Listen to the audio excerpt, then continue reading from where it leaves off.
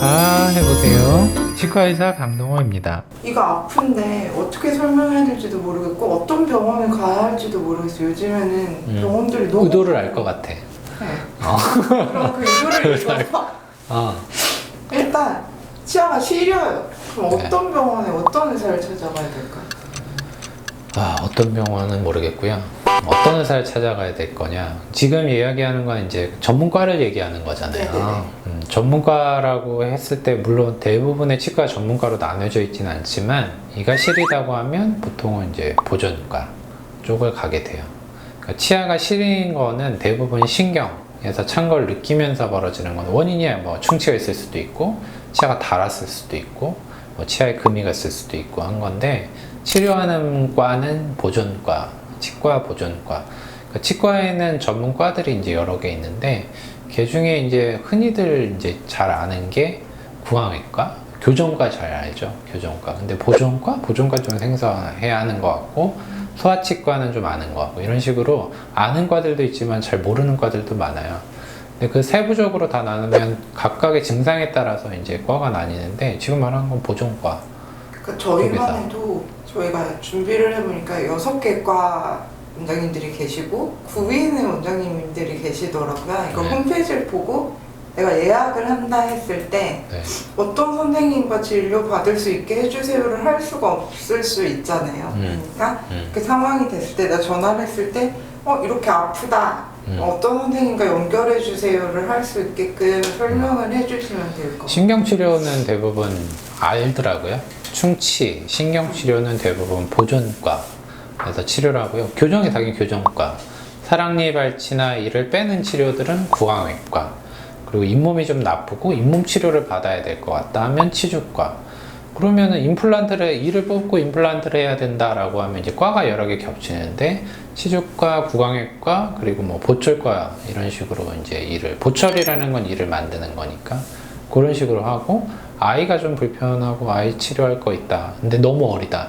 그럼 소아치과를 가는데 소아치과 이제 그 궁금하죠. 몇 살까지는 소아치과고 몇 살부터는 성인치과를 가면 되냐.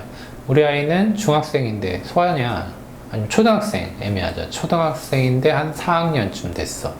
얘는 소아치과 가야 되냐? 아니면 그냥 일반 치과 가도 되냐? 저는 그 기준을 보통 어떻게 얘기하냐면 일단은 의사랑 대화가 돼야 돼요. 아이가. 그럼 저는 그 기준이 한 6살? 6살, 7살? 그러면 선생님이랑 의사소통을 통해서 애를 컨트롤 할 수 있는 애들이 있고 그래도 컨트롤 안 되는 애들이 있지만 컨트롤 되는 애들은 대부분 6세, 7세 정도면 아이들이랑 의사가 달래고 얼르고 해서 할 수 있다. 그래서 그 기준으로 그 이하는 소아치과, 그 이상은 이제 선택적으로. 소아치과 가도 돼요. 성인이 간 후기도 봤어요. 소아치과를요? 그러니까 자기가 다니던 치과가 어느 날 소아치과가 돼서? 그랬더니 인형 안겨주고 아프면 누르세요 했더니 알러뷰 소리 나고 그럴 수도 있죠. 네. 성인이 소아치과를 가도 되네. 그거는 이제 체어를 어떻게 구성했느냐에 따라 달라요. 진료실 체어를 아이들에게 맞게 세팅했으면 안 되는 경우도 있겠지만 대부분 근데 성인도 같이 보호자 때문에 하는 경우들 참 많은 걸로 알고 있거든요. 온 김에 같이 치료 받겠다고 하는 경우 많아서. 최근에 TV 보니까 안 그래도 나오더라고. 한켠에는 성인 이렇게 해가지고 엄마들 치료받고 그래요. 그럼요. 뭐 다 이렇게 싹 해야지. 어떻게 요청만 하겠어요. 그 소아치과 얘기를 하시다가 생각나는 건데 최근에 기사를 읽진 않고 헤드라인만 봤거든요. 중증 장애인 치과 치료를 받고 싶어도 갈 수 있는 치과가 없다. 없죠. 그런 분들은 치료를 포기해야 될까요? 이제 중증 장애의 상태가 무엇이냐 다르고요. 그러니까 이제 보통은 휠체어 그리고 이 의식 수준. 그러니까 예를 들면 지능이 조금 낮은 정신지체. 네, 그런 경우가 있고요. 그리고 그냥 거동 불편 이런 게 있는데 거동 불편은 전혀 문제가 되지 않아요. 왜냐면 그냥 대화해서 이렇게 하면은 오히려 일반인이랑 다르지 않아요. 똑같이 진료하면 되고요. 이제 정신지체나 뭐 이제 조금 지능 대화가 좀 어려우신 분들이 있거든요. 그런 분들은 조금 어려워요. 저희 아는 근데 그런 분들도 사실 컨트롤이 되는 분들이 있어요. 그러니까 지능이 조금 낮으셔도, 그러니까 자꾸 지능이라고 해서 죄송한데, 그게 아니라, 그러니까 연령이 조금 낮은 거라서 문제가 되지 않는 경우도, 그러니까 겁이 좀 많고 걱정하는 거 이런데 뭐 컨트롤하면 컨트롤하는 건 전혀 문제가 되지 않고, 내가 지금 하나가 생각이 안 나서 자꾸 이러는데, 어떤 분이 제일 힘드냐면 본인 몸을 본인이 컨트롤할 수 없는 분들이 있어요. 정신은 멀쩡한데 본인이 어쩔 수 없이 입을 벌리기 힘들어하고, 그러니까 손을 어떻게 움직일 수 없고, 이런 분들, 그런 분들은 컨트롤이 좀 어려워. 그 소아치과 치료하는 거 보니까 이렇게 묶어놓더라고요.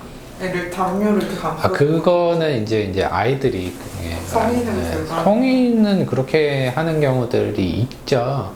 근데 그렇게 스트랩 묶는 경우에는 제가 여기 전문 분야가 아니어서 그런 거는 되게 진짜 전문 분야거든요. 환자분을 확실히 나눠서 어떻게 대처할지를 딱 분류해서 봐요. 그러니까 일반인들한테 이걸 분류를 어떤 식으로 한다까지 너무 나가는 거고요. 그런 기준으로 좀 정해가지고 치료 방법을 정해요. 저희 아는 의사 옛날 댓글 중에 기억에 남는 게 치매신 거예요. 치매인데 틀니를 해야 되는데 병원에서 받아주지 않아서 치료를 못하고 있다. 치료가 혹시 네. 가능하냐? 네. 근데 대답을 못 해드렸거든요. 네.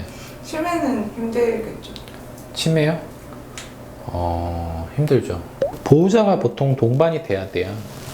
그 조끼 입고 오시잖아요. 치매 환자분들은 이렇게 조끼 입고 오시거든요. 근데 혼자 오시는 경우가 있어요.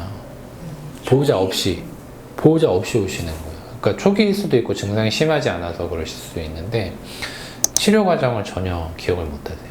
이해를 못 하세요.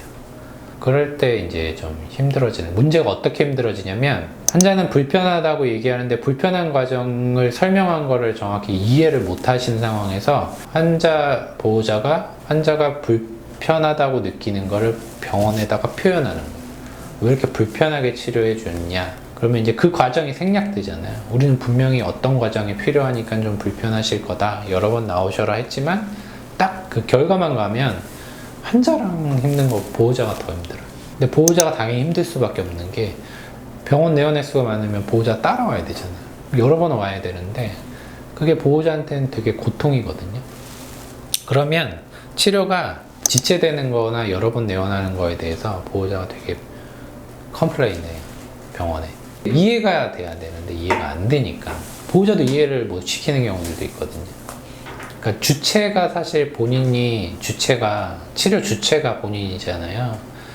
1대1로 대화가 안 되면 누구를 한 다리 건너는 순간부터는 조금 힘들어져요. 다 어떠한 경우라도, 치매가 꼭 아니더라도. 보세요. 치과의사 강동호입니다. 구독, 좋아요도 부탁드려요.